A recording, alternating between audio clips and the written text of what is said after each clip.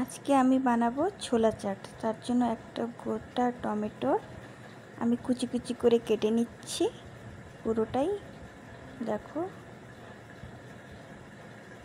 এই টুকরোটাও আমি কুচি কুচি করে কেটে নিলাম।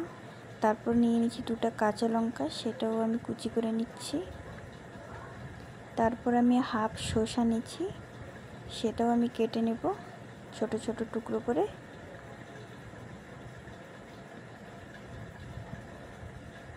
তারপর নিয়ে নিয়েছি ছোট্ট একটা পেঁয়াজ গোটা, সেটাও আমি কেটে নেব কুচি কুচি করে।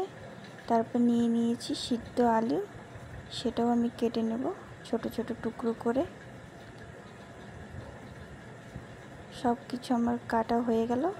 প্লেটের মধ্যে ছোলা ঢেলে নিলাম। তারপর দিয়ে দিলাম টমেটো, কাঁচা লঙ্কা, সেদ্ধ করে কেটে রাখা আলু, পুরোটাই দিয়ে দিলাম। আর দিয়ে দিলাম কেটে রাখা শসার কুচি, কেটে রাখা পেঁয়াজ, পুরোটাই দিয়ে দিলাম। আগে থেকে ভেজিয়ে রাখা তেঁতুলের টক, সেটাও আমি ঢেলে দিলাম। তারপর দিয়ে দেব গুঁড়ো লঙ্কা। তারপর দিয়ে দিচ্ছি আমি চাট মশলা।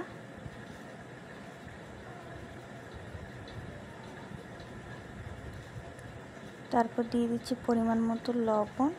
এবার আমি এটাকে মাখাবো সুন্দর করে। যা সেন্ট বের হয়েছে, জিভে জল চলে এসেছে আমার একদম।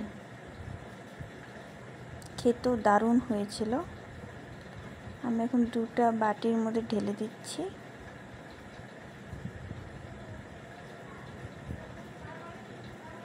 কারণ আমরা দুজনেই আছি বাড়িতে। চাট আমার কমপ্লিট।